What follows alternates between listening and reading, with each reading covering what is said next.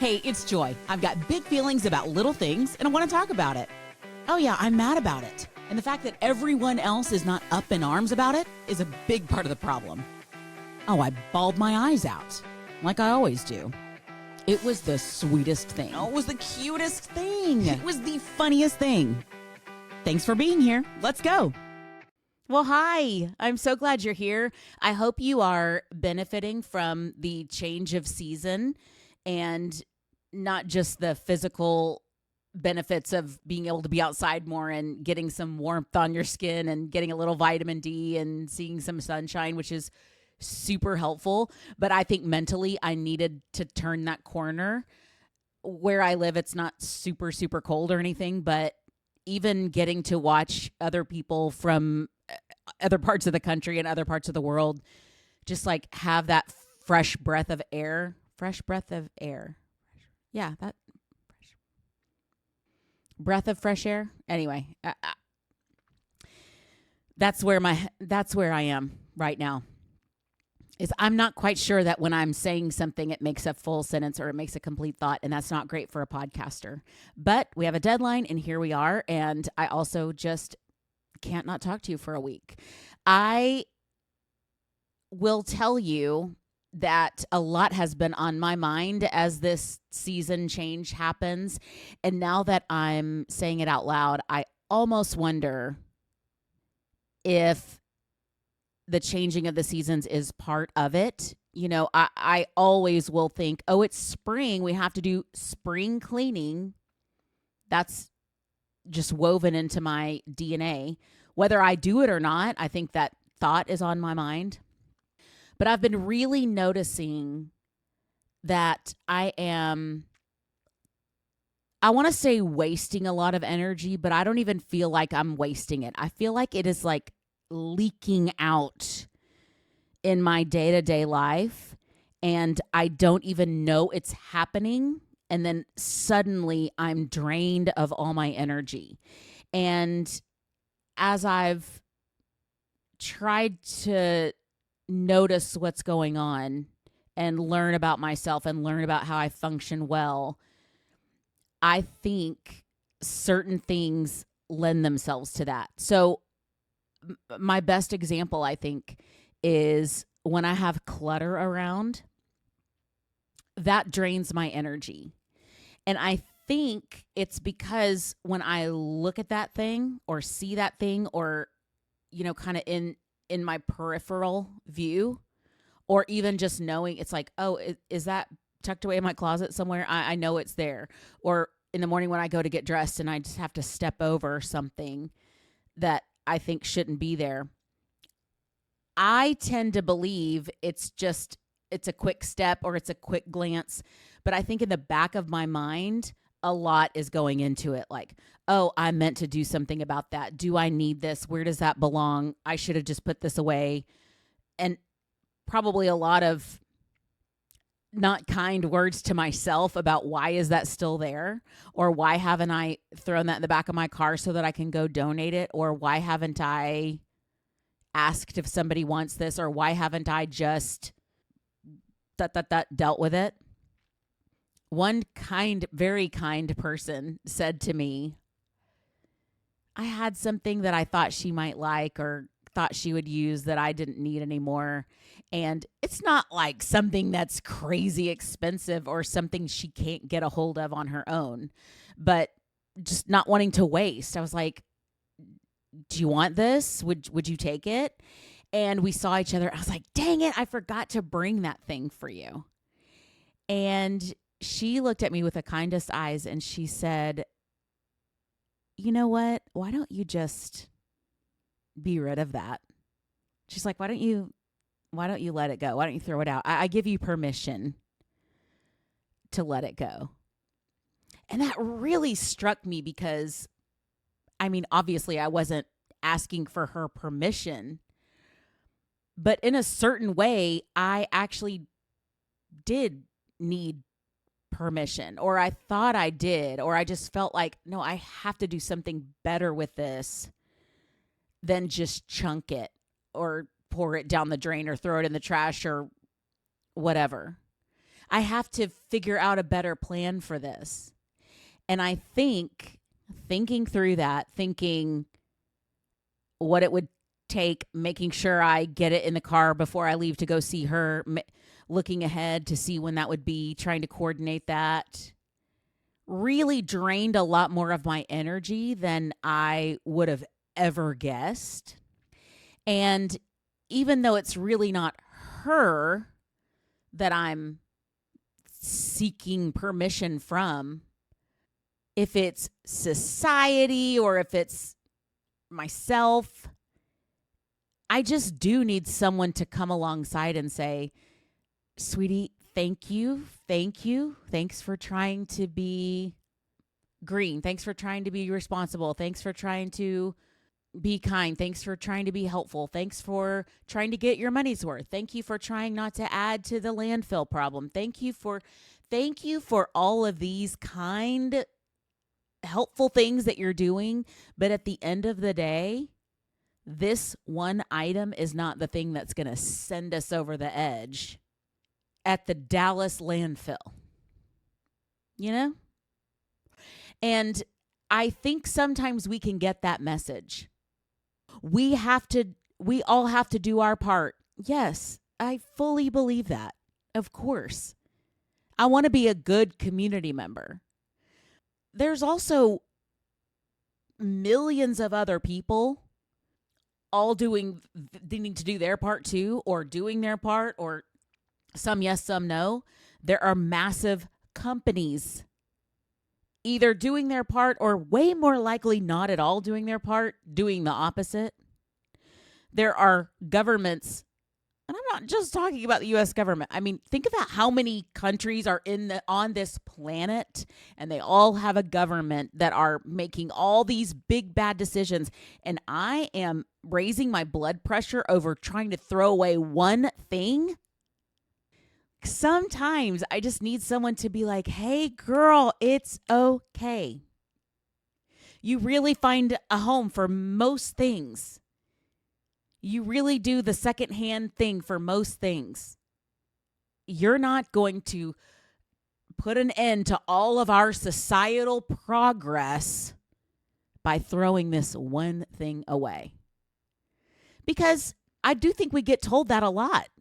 Like, if you don't recycle this thing, or if you don't stop running the water when you're brushing your teeth, if you don't shorten that shower, if you don't do all these things, we're not going to make it as a society. Should we all do our part? Yes, of course. Yes, I believe that.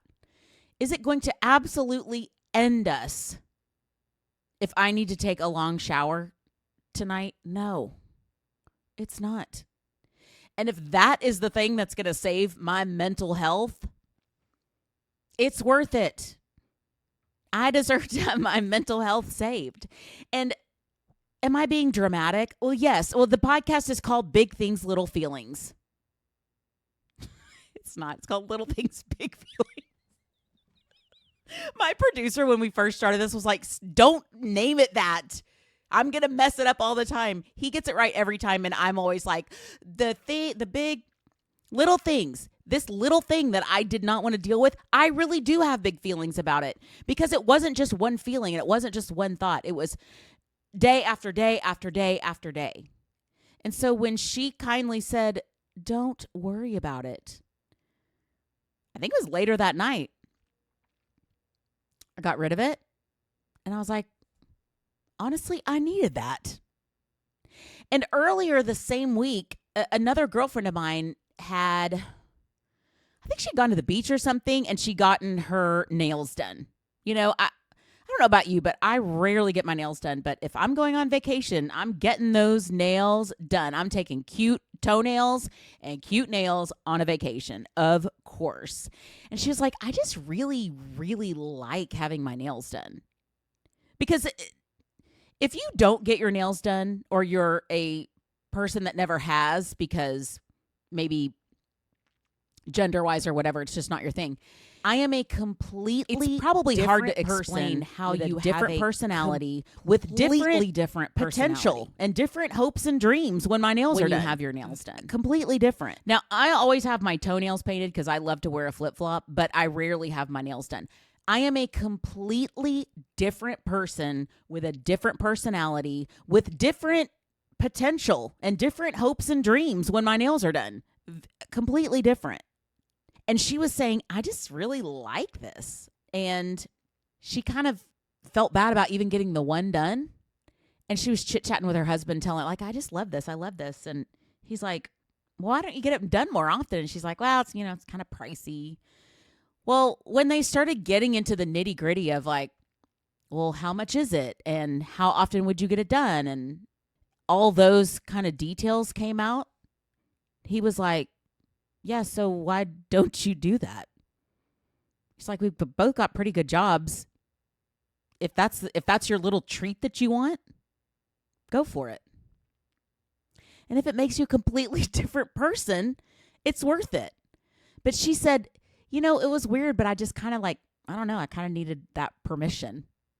Not like permission from her husband, but just for someone to say, yeah, it's not like the hugest deal. If that's what you want to spend your money on, that you worked hard for, that's fine.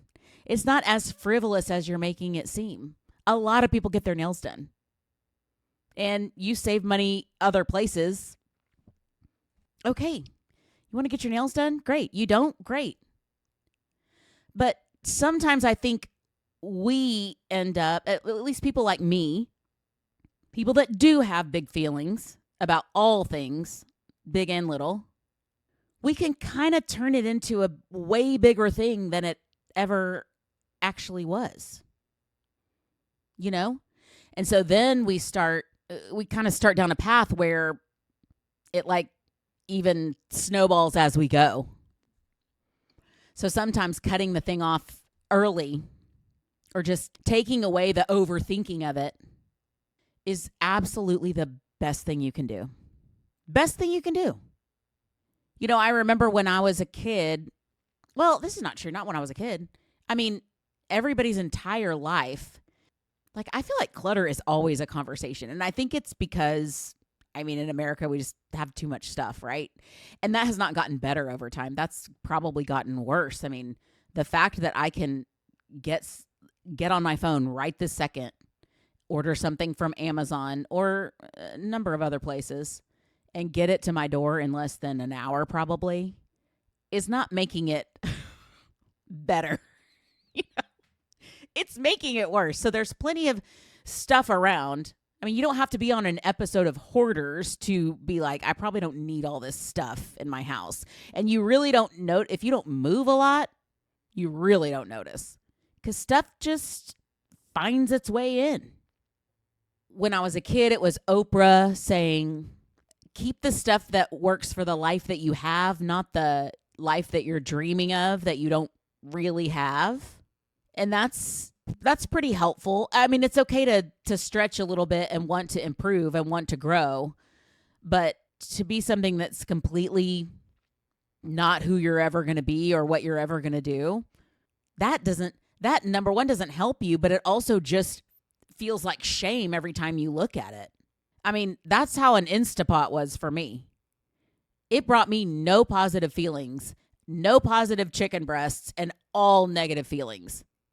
Every time I looked at that thing, I was like, why don't you love this? Like, everybody else in the world loves this thing and cannot stop talking about this thing and how great it is. You burned yourself, and the chicken you ate was absolutely flavorless, disgusting. No thanks. Sold that on Facebook Marketplace. Made a couple bucks off it. Okay, great. I don't need that little voice in my head telling me, hey, you're an idiot because you don't like the thing that everybody likes. And I really need the counter space, I have none of that. So that was not great. Then we had Marie Kondo saying, don't keep anything that doesn't spark joy in your life. Well, honey, obviously I like that concept and I want everything to bring me joy. That one's a little harder for me because some things are just practical. I don't know that it brings me joy to have these forks and spoons, but I like to eat, so probably best that I keep them. But I like the concept of it, and I appreciate where she's coming from on that.